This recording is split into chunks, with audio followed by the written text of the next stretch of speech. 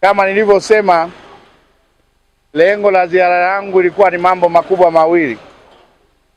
La kwanza, kuzindua zoezi la ulipaji wa fidia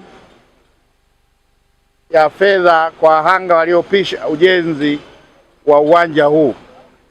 Jumla ya shilingi bilioni 2,386,370,000 zimelipwa kwa ajili ya watu wote waliopisha ujenzi wa mradi huu mkubwa wa uwanja wa Samia Suluhu Hassan unaojengwa katika mkoa wetu wa Arusha kwa ajili ya maandalizi ya AFCON 2027.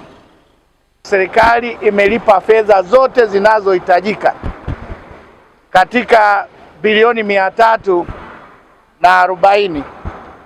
Tayari fedha zaidi ya bilioni 200 zimeshalipwa, na mkandarasi kwa kazi alizozifanya hadai hela yoyote.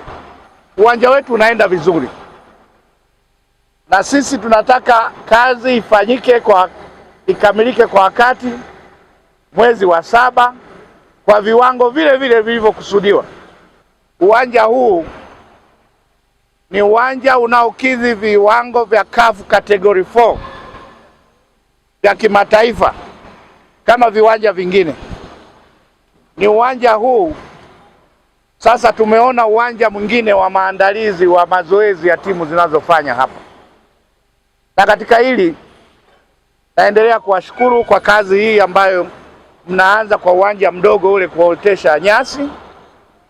Kwa hiyo na wizara tunaendelea kushirikiana nao kuona tunaboresha baadhi ya viwanja ili tupate idadi kubwa ya viwanja vya mazoezi kwa ajili ya kuweza kuwa mwenyeji kweli wa AFCON. Kwa hiyo mimi niseme tu kwa leo nimejiridhisha, kazi inaenda vizuri. Changamoto mlizozisema tumezipokea, tunazifanyia kazi. Muda sio mrefu, swala la barabara tutapata wakandarasi wa kujenga barabara hizo za lami za kuleta watu huku, kukiwa na barabara za lami kutoka barabara kuu. Hilo tutalifanyia kazi.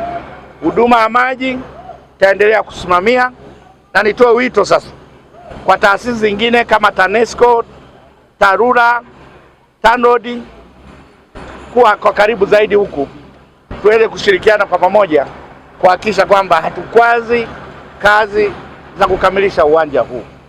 Mimi naitwa Dennis Benito Mtemi, ni msimamizi wa shughuli za mkandarasi katika uwanja huu wa Arusha Stadium ama Samia Suluhu Stadium.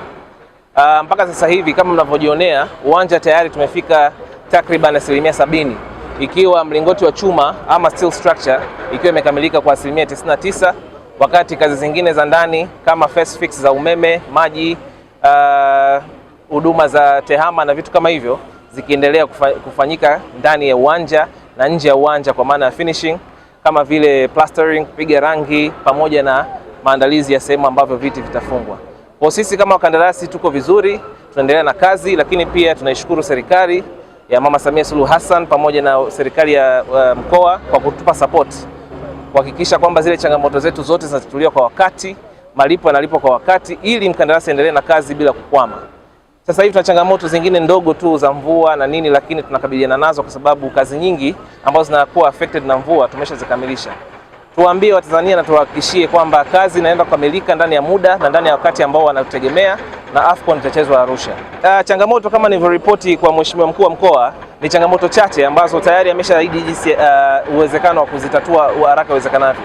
Changamoto ya kwanza ni barabara za kufika uwanjani, hizo zita impact katika kupata approvals za kutumika kwa uwanja, lakini pia miundombinu mingine kama umeme, tehama inatumia njia hizo ambazo barabara zinapita ili wao waweze kupitisha nyaya pamoja na kebo pamoja na mikongo ya taifa. Kwa hiyo na yenyewe ni changamoto, lakini pia utifuaji wa ardhi ukifanyika baada ya paa kufunikwa litachafua sana paa letu. Lakini hata hivyo katika ujenzi kuna kitu kinaitwa testing and commissioning. Testing and commissioning inabidi ifanyike na zile permanent services ambazo zinakuja kufanyika hapa kama umeme wa TANESCO, maji ya AUSA na vitu kama hivyo. Sasa hivyo tukifanya kwa umeme wa generator inaweza katupa majibu ambayo sio sahihi. Kwa hiyo tukipata umeme kwa haraka itatusaidia sana. Changamoto zingine ambazo tayari tunazitatua ni kutoa mizigo katika bandari pamoja na ushirikiano mwingine mdogo ambao tunajaribu kusolve tukiwa ndani ya mradi. ile ya maji ambayo ni rais na matokeo yake? Yes, sasa hivi tumeanza kupanda nyasi katika uwanja wa mazoezi. Sasa kupanda nyasi kunahitaji takriban lita 80 kila siku ili nyasi ziote vizuri. Sasa tulikuwa tuna changamoto ya kupata maji kutoka katika tanki la AUSA. Hilo leo watu wa AUSA wamesema kwamba watahakikisha maji yanaendelea kutoka vizuri bila changamoto yoyote, ili kuwezesha nyasi ziote vizuri bila kurudia tena baadaye. Nyasi zinahitaji lita 80 kila siku. Sasa tukipata chini hapo zinahatarisha ukuaji wa nyasi hizo na kufanya kiwanda chetu kukamilika chini ya kiwango. Uwanja unategemea kukamilika lini? Uwanja unategemea kukamilika mwezi wa 7 mwaka 2026. Kwa hiyo tukiendelea na spidi hii na ushirikiano huu wa serikali pamoja na wadau wa mradi, tunategemea tutamaliza uwanja ndani ya muda. Usisahau kusubscribe na kugusa alama ya kengele ili uwe wa kwanza kupata taarifa zetu kila tunapoweka Msomi News.